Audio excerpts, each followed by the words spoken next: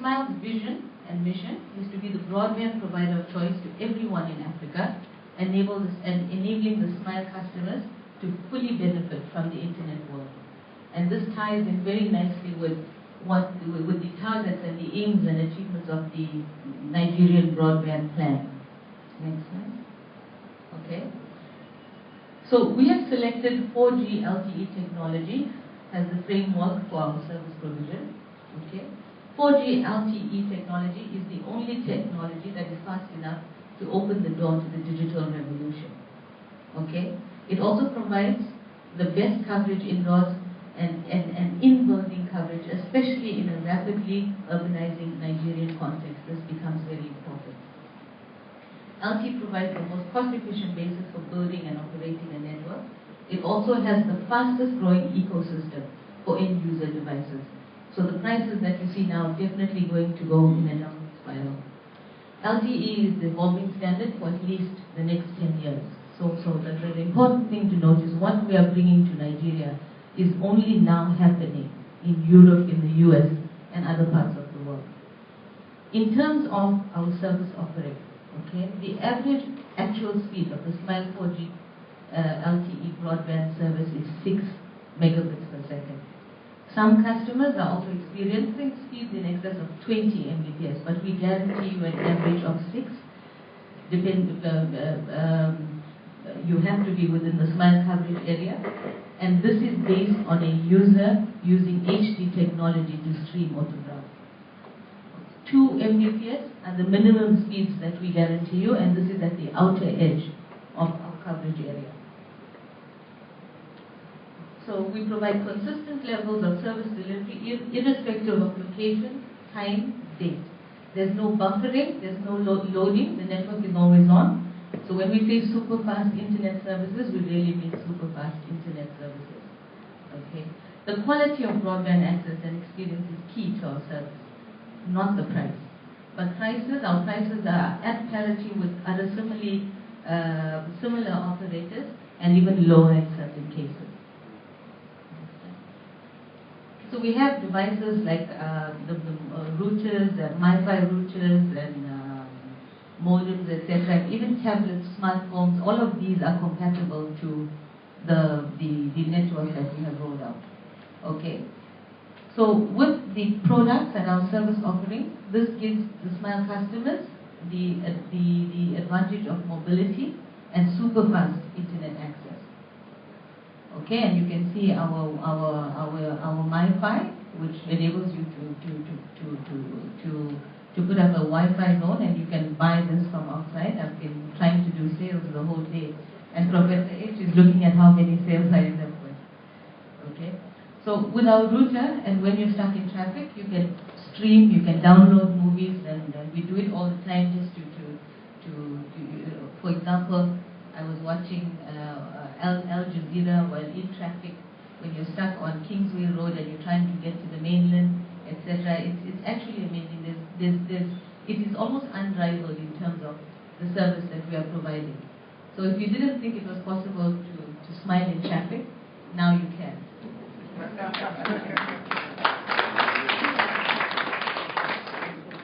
So getting back to the Nigeria broadband plan, okay, broadband is defined in Nigeria as an internet experience where the users can access the most demanding content in real time at a minimum speed of 1.5 megabits per second. In the ITU, it is defined as transmission capacity that is faster than primary rate integrated services digital network 1.5 or 2 megabits per second. So what we're saying, with minimum speeds of 2 megabits per second, Smile is amongst the leading operators in Nigeria to assist government to achieve the targets that are set out for 2018. And the broadband plan is setting out the minimum speed.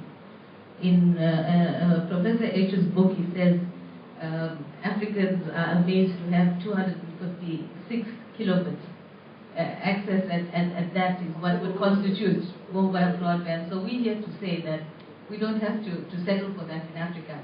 And that is what Smile is bringing to Nigeria.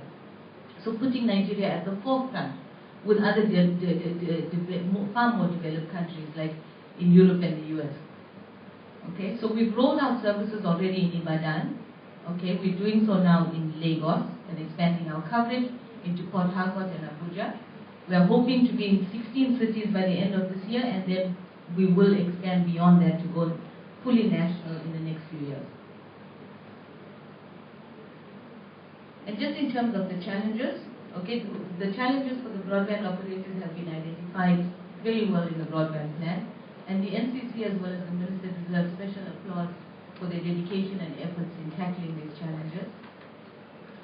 We've seen recently the slashing of the rights of way fees by the Lagos state government, and also the agreement reached on the environmental impact assessment process in terms of the timeframes and we are not shutting down base stations, etc. And we really applaud the NCC and Ministry for this.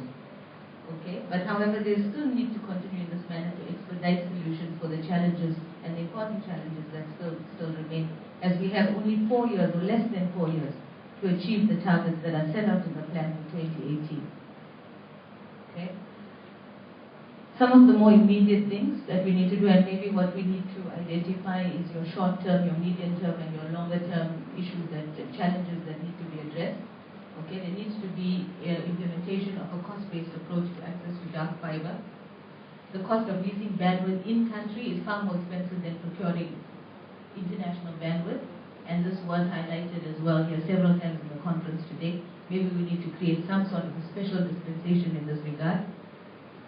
Still need to address the issues of multiple taxation and implement special dispensation for operators focused on assisting government with the targets set for 2018.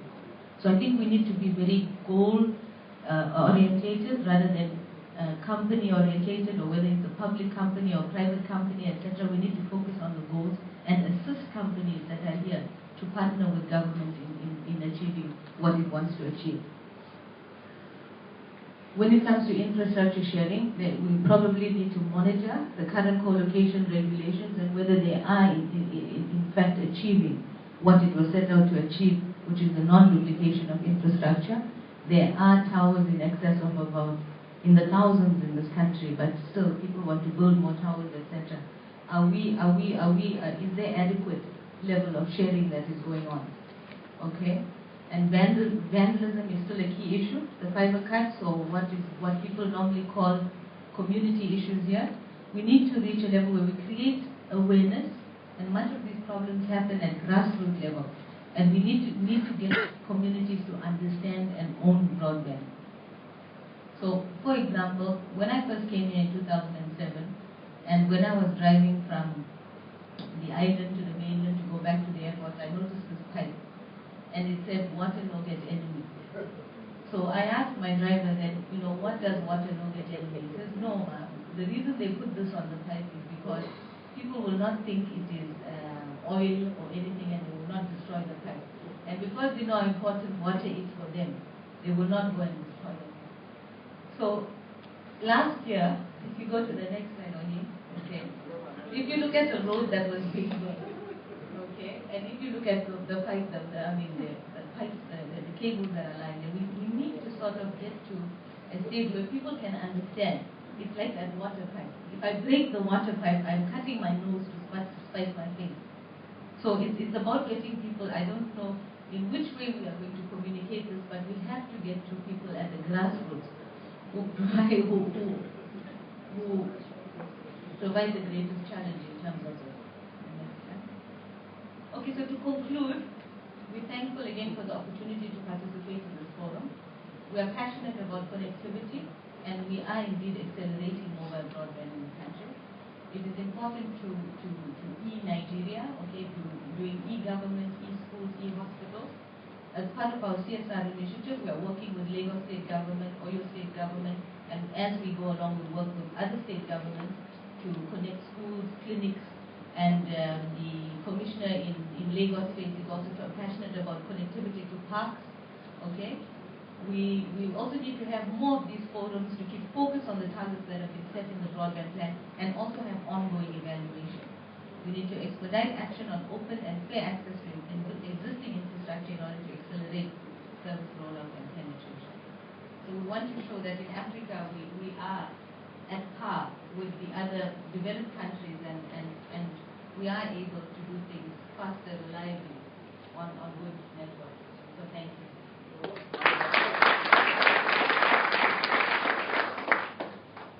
Okay, I'd like to call on Anka from Ericsson to speedily join and do his own presentation. We are fast running out of time, so I'll count on you to... I will be fast. Yeah. Thank you. LTE speed. Okay, my name is Håkan Johansson. You can go to the next slide. When we talk to our customers and what we see globally, what is impacting mobile broadband take-up? It is devices, and we see that through standards throughout the world, prices are coming down, and the users are going from legacy into smartphones. We also see the service of the top tracts. We heard here about Umea and Konga here in Nigeria being very successful, and we see a very positive development in this area. And then we have network performance is extremely important for the end user experience and for him to continue being on the mobile broadband. Next, please. So here we have an example of an HPA device, low price tier. And we can see that this development is driven by India and China. This is a typical spectrum price, 5.7 meg, 3.16 you can read here, and wholesale price is $35 US. So we see prices are going down and becoming very accessible and very affordable. Next slide, please. Also we see that the harmonized spectrum is extremely important. Through that we know that people can roam, we know that there are standards, we know that phones are being developed towards those frequencies. So we see that the harmonized spectrum is extremely important, driving this mobile broadband as well. Next, please. So network performance and quality of service. Well, as I said, Wi-Fi CDM, LTE, well-efficient standards. Everyone knows how it works, how it interconnects. Also, as we go into all IP networks, it's becoming more and more important. One vendor benefit. And we heard here from Smile, Ericsson is an end-to-end supplier here. And working well together, we have developed a high-performance network. And there are issues like end-to-end quality, synchronization, performance monitoring, network planning, and so on and so on, impacting the performance of the network and end users' experience. Next, please. If we talk then about how to provide services in remote and rural areas, there are solutions now available. If you look at the site equipment providing the power, we see combinations of diesel generators, AC grids, solar and wind, all integrated with battery systems, powering specifically designed radio base stations that consume small power, has good coverage, and also high output coverage.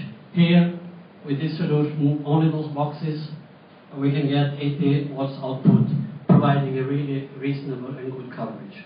So solutions are available, and we see that existing operators can benefit that by rolling out the Wi-Fi CDMA and later LTE technology. Next slide. But there was a lot of talk about fiber, and ultimately we will need fiber in the networks, but we shouldn't leave out the development of microwave.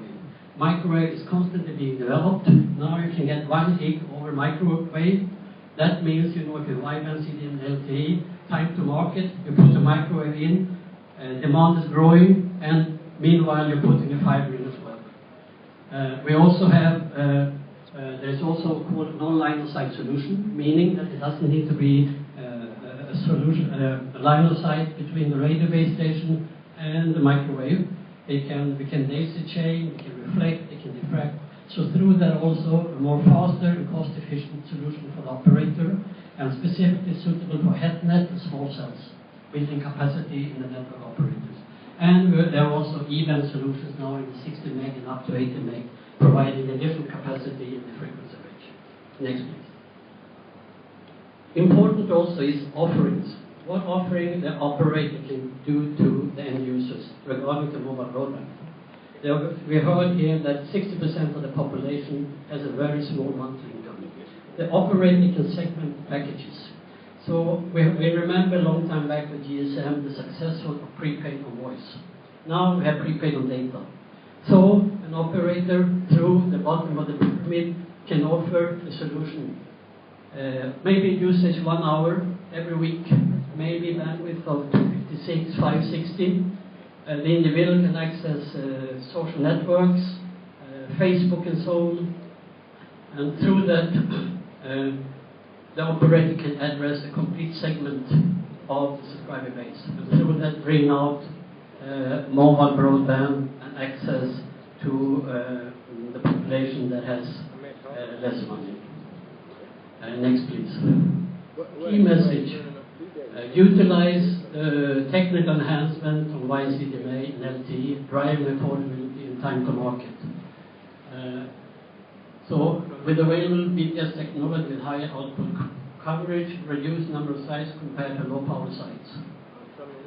Technology impact on network performance is well-established technologies, as I mentioned about prepaid mobile broadband packages, and the scale of economics, standards for the devices, and then coming back to the topic of this conference, digital switchover.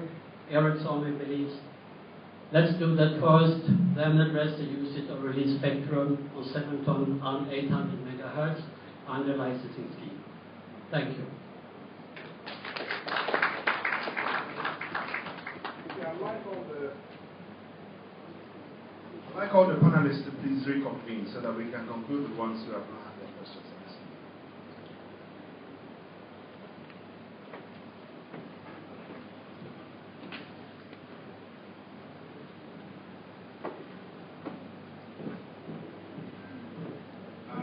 Just before I continue, I want to thank those of you who have had a chance to present. It's very interesting to see what Smile is doing. It also will keep the relationship between Ericsson and Smile. It just goes to show that the market environment in Nigeria is stable and continues to progress onto the LTE space. So, the next question that we have is for Itisar.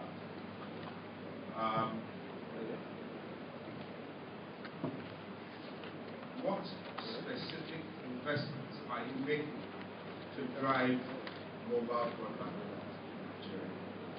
Please, we don't have a lot of time, so I count on you to be as precise as possible. Thank you for the question. I'll just go into why is the need for it. I mean, just please forgive me for taking a little more time. Go ahead. Okay, specifically, I mean, we talked about all the issues with regards to why broadband penetration is very critical for this country.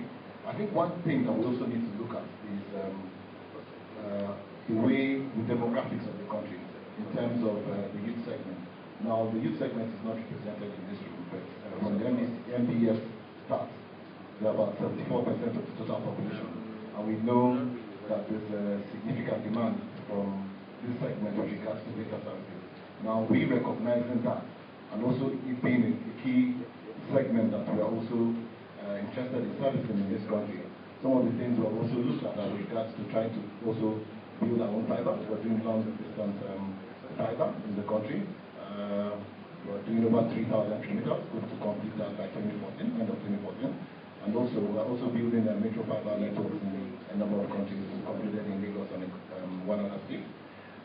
So it's a key area that we're looking at. But we're not just looking at organic growth, which is simply just building our fiber. We're looking at ways where we can collaborate with existing providers, and also taking into consideration the NCC's open access model. We're also looking at ways to support the model. We are looking forward to the licensing regime, and also how to participate and also ensure that our services are also able to reach our consumers. Thank you.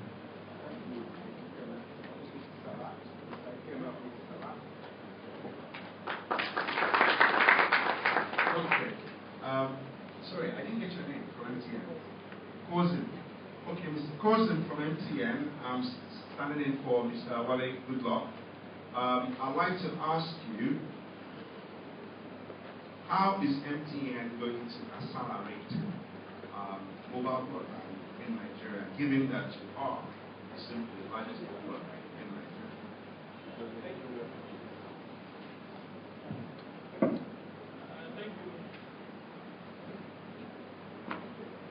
Hello? thank you for the question. Now, let me start from this perspective. If you ask anybody in Nigeria today that what does MTN stand, what does MTN represent for you, what you're likely to hear is that MTN is a telecoms company. But we've gone beyond that. We made a transition from just telecoms to ICT. And to take off from where my colleague again has told, it will shock you if I told you today that if you look at music distribution in Nigeria today, for instance, MTN is actually the largest distributor of music. You wouldn't think of that. I mean, so essentially, we've taken a long-term view, and then we have proactively recognized the fact that you can't. I mean, the future is broadband. We've done so much with voice. There's so much more that needs to be done with broadband. And earlier in the morning, I think I was taking notes. Some of the things that I took off from the discussions earlier in the morning, three things that stood out, and which are what MTN is doing. We're talking about growing local participation.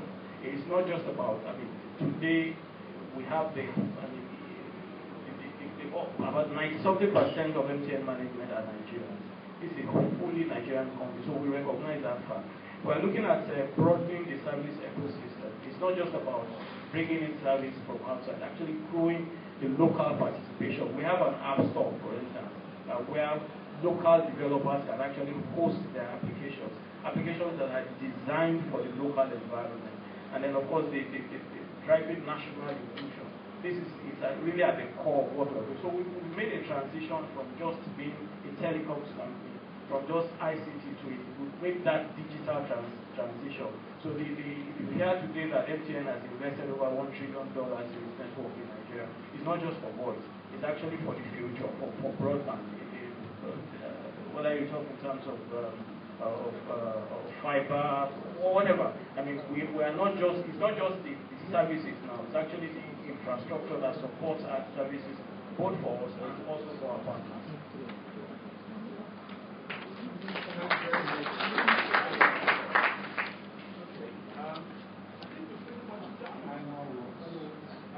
I want to find out what other comments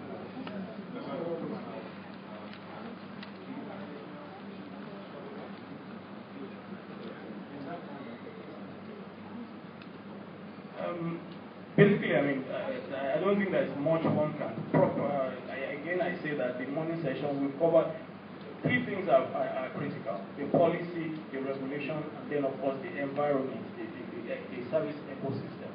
In terms of policy, I believe that based on the very robust participation of the industry in the development of the broadband policy, I think we have that in place. I don't think that many countries have the kind of broadband policy framework that we have in Nigeria.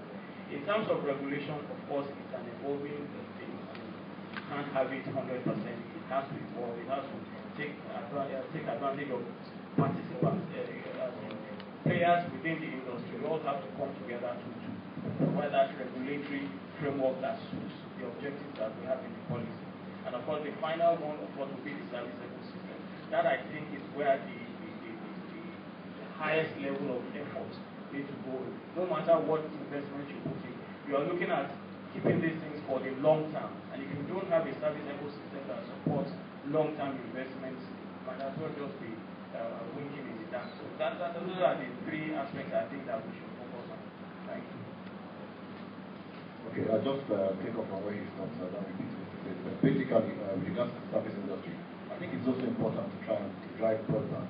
I also start looking at trying to get local content, because it's really, really critical. If you don't develop local content, then the truth is that even in some of the rural areas that we want to reach, and I guess that's part of the next discussion we're going to have, the next panel discussion, we want to be able to appraise the services that we're actually interested in. So it's also very important for us to start looking at ways to develop local content to broadband in Nigeria. I think the key message that Smile would want to leave is that we see ourselves as partners to the Nigerian government in achieving the broadband targets that we have for 2018. We have the service offerings. We surpass the speeds that are even announced in the broadband plan. and we want to help government achieve the target set 2018 in terms of penetration. Nigerian government, or Nigeria as a country, has an excellent broadband plan. So far, there has been much intervention, initiatives, and efforts to address the challenges, but we need to move at the same pace to deal with the challenges that remain. And we've highlighted those, and maybe create special dispensations for operators like ourselves who are there to partner with Nigerian government in addressing in achieving the broadband. Thanks. One area that was being addressed earlier today was the topic of infrastructure sharing. I think that is important to drive the costs down and make mobile broadband more affordable. And then outside the scope really is the impact on the costing for the operators due to the power situation. That also has a very significant impact. And if that could be addressed somehow, I think that would help. Nigeria is a big country. 160 million people. They have very strong requirement for broadband. If you go to the Swift Business Hall, you can see the house last October when they started the commercial launch. You can see how strong this requirement from people. So emphasize again. So more frequency band should be released. Fiber cell should be provided.